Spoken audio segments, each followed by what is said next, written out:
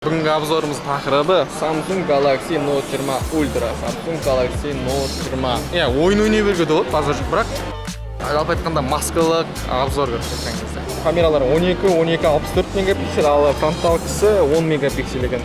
Мына камера 8К түсіреді. Телефон қандай артықшылығы бар, қандай кемшілік бар, несі бар. Вот, бастайық. Ал, қайырлы күн барлықтарыңызға. Бүгін бізде жаңа обзор. Бүгінгі обзорымыз тақырыбы Samsung Galaxy Note 20 Ultra. Samsung Galaxy Note 20.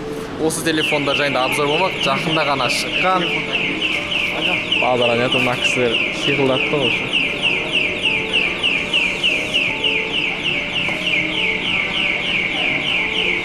Өшім айтқан кезде бүгін біз карантиндік обзор, маскалық обзор десек те болғанша, маскалық шолу деп айтайықшы, қазақша тілде айтқанда.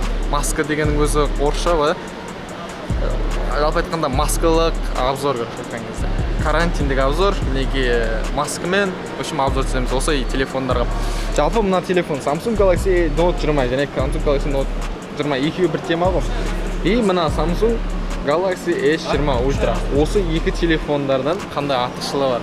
Әрине, бірін-біріне ұқсайды. Мынау жылдың басында шығатын болса, мынау жылдың осы күз айында шығады, күзге жақын осы август айында шығады. Яғни айтқан кезде осы екі телефон бірін-біріне бірден қарағанда ұқсайтын сияқты. Мысалы, артынан қарасаңыздар, мынау S20 Ultrаны қарайтын болсаңыздар, мінекей да, примерно мынандай.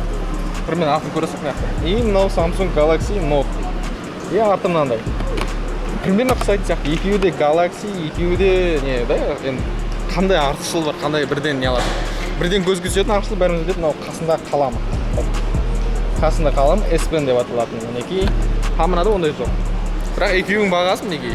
Мынанікі 419 мың, ал мынанікі бағасы қанша? Примерно мынанікі бір 500-600 мыңға дейін барады, короче. 600 мыңға дейін баранша, примерно 600 мың теңгедей болады. Бағасы Қазақстандағы бағасы. Чем прикол, короче. Samsung бір жылда екі бірдей телефон шығара ма, или болғанда неге осындай шығарып отыр, короче, кезде. Себебі мына телефонның өзінің аудиториясы бар, Samsung Galaxy S20 Ultra и Samsung Note 20-ның өзінің аудиториясы бар екен, былай қараған кезде. Себебі мынау жалпы айтқанда Samsung Note 20 Ultra деген мынандай да, бір офиста отырып алып, мына қолыңа мына қаламын ұстап, короче. Деп отырасың, короче. Вот так, былай қарағанда бұл телефон жұмыс жасау шығарылған. Яғни офистағы өздерін былай басқаша аудитория болады, өздеріңіз білесіздер ғой. Офиста отырып алып, қолдарына бүйтіп отыратындар болады. Аудиторияға арналған телефон былай қараған кезде. Бұл телефон бірден айтайық, ойын ойнай беруге болады, базар жоқ, бірақ бағасы 600 мың теңге. 600 мың теңгеге телефонға, примерно қазір ойынға арналған телефонды 300 мың теңгеге де алуға болады, мысалы айтқан кезде ше. Бұл 2,5 немесе 300 бір теңгеге нені алсақ болады бағанағы. Asus'тың игровой телефондарын алсақ болады деген секілді.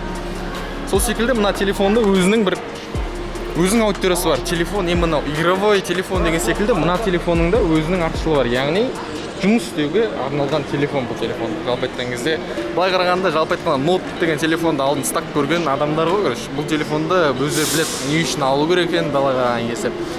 Енді бірден бастайық, характеристикаларын бастайық. Мысалы, Samsung Galaxy Note просто 20-дан бастайық. Қандай артықшылығы бар, қандай кемшілік бар, несі бар. Вот, бастайық. Бұл телефон қолға ұстайық, бірінші сыртынан қарайық. Дизайн. Вот, дизайн әдемі. Дизайн әдемі, базар жоқ. Қолға қатты үлкен емес, нормальный. Одан кейін камерасы да тоже. Камералан бәрінен айтатын боламыз. Одан кейін мінерді мінеке S Pen несі бар. Сонымен де басқара беруге болады, енді қазір көрсетіп ақ қойық, примерно. Бұл еще, қазір басылды. Көріңіздер ғой, примерно сонымен басқара беруге болады. Таблет функциясы бар, кейін өзін подробно айтатын болам сондықтан. Сразу қарайық, мінеке экран 6.6 Super AMOLED Plus, мінеке көріңіздер ғой. Экранның диагонал қанша екен. Камералар 12-64 мегапиксель, ал фронталкасы 10 мегапиксель екен. Бұлай қараған кезде камералар да өте жақсы телефонның. Бүкіл современный дейміз ғой, шым айтқан кезде 30 краттық зум. Алейкум.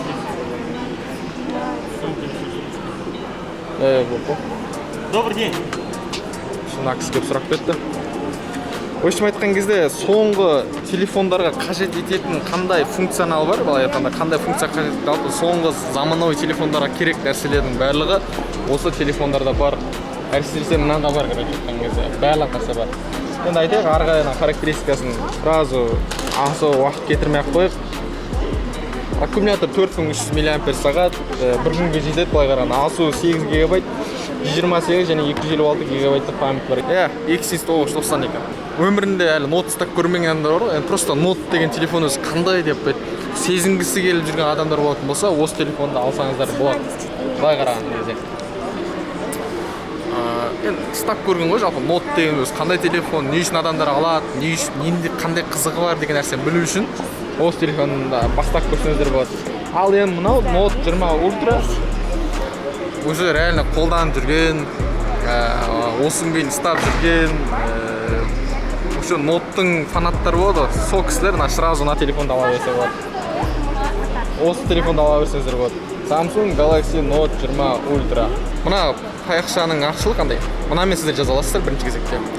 Одан кейін сіздер осы жазған нәрселеріңізді мынада орнатқан функциясы бойынша сіздерді оқи алады, сіздердің жазған жазудан тани алады және оны түзи алады былай қараған кезде. Нормально неге келтіріп береді. Характеристикасы 6/8, бұл уже қолға үлкен, кәдімгідей мінеге қарап тұрғаныңыздай.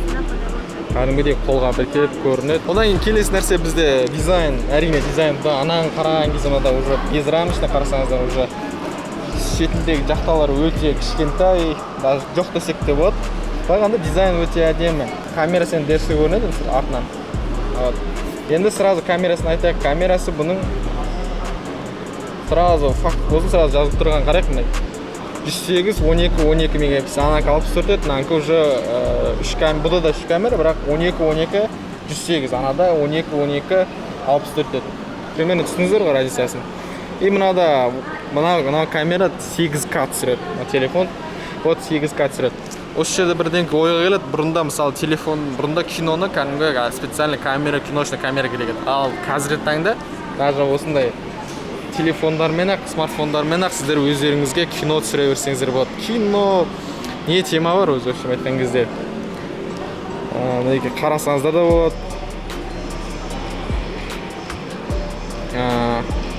Көріңіздер ғой. Және бірдеңе айтайын, бұның процессоры Exynos дедік қой. Exynos 998 ядролы. Бірақ бұның Америка нарығына бұның процессоры Snapdragon, Qualcomm Snapdragon 865 па сондай. Әрине сіздер айтуыңыз мүмкін, біз тоқалдан туғанбыз ба деп. Енді айтқанда былай ғой. Бір жақ соңғы кездері Exynos, мен өздеріңіз білесіздер, Exynos деген процессорге Snapdragon қарағанда әрине төмендеу деп қараймын. Себебі оған дәлел факттар да бар, бірақ соңғы кездері Exynos'тың да өзін жақсы көрсетіп жатыр. Мысалға қарайтын болсаңыздар, жұмыс істеуі бәрі нормально, ешқандай зависть етіп, тоқтап қалып, қуып қалып деген сияқты тема болып жатқан жоқ, қарасаңыздар болады. Алдында осының өзіне кәдімгідей үлкен проблема болатын еді. Түсініңіздер ғой? Одан кейін келесі нәрсе бізде аккумуляторда 4500 мАч, 4500 мАч, яғни айтқанда мынаған қараған кезде 200-ге жоғары 4500. Одан кейін азу 8 және 12 ГБ, 128 және 256 ГБ памяттарымен. Бұлай қараған кезде нормальный телефон. Камерасын, көбісі камерасын айтып жатыр. Камерасы жақсы, камерасы мықты. 8К түсіреді. Аның экраны ең маңызды нәрсе Gorilla Glass 7 деп бар. Яғни бұрынғыларға қарағанда 2 есе даже одан көп бар, қателеспесем. Мынау короче айтқан кезде анандай сырылудан, тағы бірдеңкелерден қорғайды бұлар кезде. Және мынаның бронзовый түстері бар. Бронзовый түс арты, дақ түспейді бұлар қараған кезде. Телефонға дақ түспейді. А мынада қойды да. Бағаран нормально. Бірден көзге түсетін екен бронзовый түсі. Адамдардың назарын аударады. Мен лично менің мнением сұрасаңыздар, менің талғамымдағы телефон емес былай қарағанда. Маған қатты үлкен ұнамайды.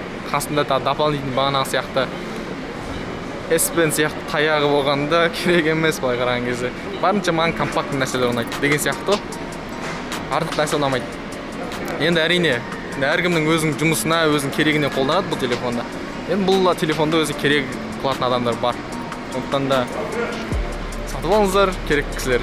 Керек емес кісілер алмақ қойыңыздар, әлі басқа телефондар шығады. Все, сондай. Рахмет барлықтарыңызға. Бүгінгі обзор аяқталды. В общем, давайте, до свидания. How are you? В общем, Сулпактан кеттік. Тағы не айтсақ болады? Примерно біттік. Обзор түсірдік. Сразу айтайын, жоқ, біреу жамандаған болып қалмайға. Кейін бірде сіздерге айтып беріп жүрмін, бір Сулпак пен Технодомның артықшылығы не, кемшілігі не, екеуінің кімнің сервисі жақсы, кімнің несі жақсы деген секілді, кім жақсы күтіп алады, кім қызметкерлер жақсы не алады деген секілді.